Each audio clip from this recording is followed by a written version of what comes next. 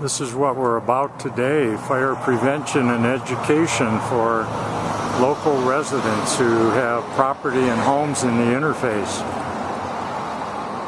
Time to prepare for the coming fire season. March 10th, 2012, we're here in beautiful sunny Columbus, Montana on a Saturday to kick off a conference on Fire Safe Montana's Preparedness and Readiness program for residents and firefighters in the area. We should have a good day with good speakers and lots of very interested residents. Up here and start speaking and introducing our program for the first part of the afternoon until Pat spoke.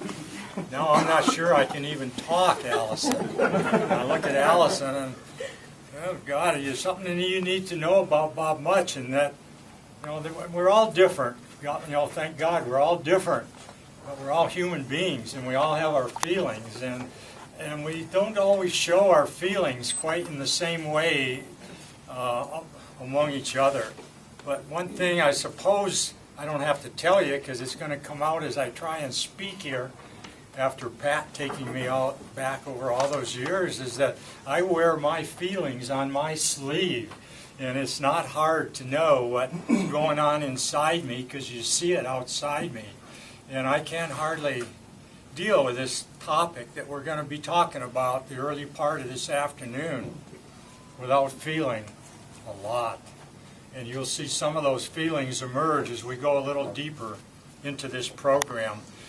Before I get into these three speakers right now, very briefly, I just have to let you know that as Pat talked and took me back in the past over a lot of years, I feel so fortunate that I had to count, Pat, on my fingers and toes and more, that as you went through some of those years, my first fire was in 1953. So you do that math in the 20th century, that's 47 years in fire to the year 2000, and then 12 years since 2000, that makes, if I'm not mistaken, 59 years in fire management, where I've been so fortunate to be upright and still breathing, to be able to come into this room and be with people like Allison and Chris and all of you, and continue to help share the message and chart our course into the future.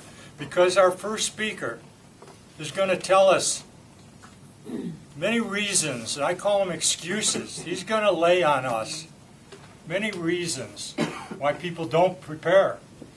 How could you not prepare based on everything we've heard here this morning, what we've seen in the newspapers, what we know is in Red Lodge or Helena, Missoula, Hamilton, Billings, the High Line? We have a fire environment all over this state and over most of this country, and we're not doing very well with it. So I'm very pleased that Ed Smith, Forrester from University of Nevada, Reno, has agreed to come to Missoula, Montana, Missoula, there's one of my biases showing, to come to Columbus, Montana, and share his story, his message with us. One of the things that he has to his credit in his past, Pat, is that he was one of the founding fathers of producing this paper on living with fire. I've seen copies of this in Florida. We just did this in Fire Safe Montana not too many years ago, and it's available all over the state now, as Dick Rass said. Living with fire. It's partly what you said, Jamie. Although we don't want fire to do bad things to us, at the same time, we have to recognize that fire is part of the landscape that we enjoy in places like Montana. So it's a double-edged sword. How do you protect people, our homes, our families from the unwanted fire while gaining the benefits of fires that belong on the landscape? And Ed has been part and parcel of telling that story. He told me just right after lunch, as I went up to him and talked a little bit about this paper, that this paper has been adapted all over the United States, and it's been printed in terms of some 2 million copies.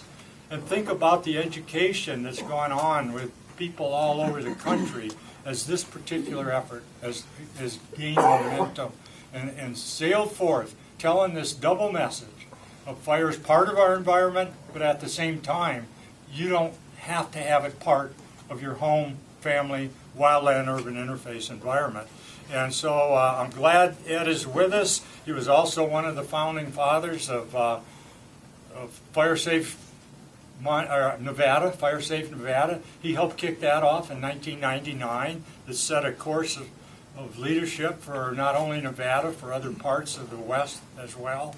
So with that, Ed's going to kick us off with the 19 reasons. I'm going to follow it up showing a DVD that's available to you, and there's some copies out there. We'll talk about that in more detail. That'll be the middle part of our 1, 2, 3 program. And when I'm done, and we're going to have a break, and then we'll come back, and Allison will come up here and share with you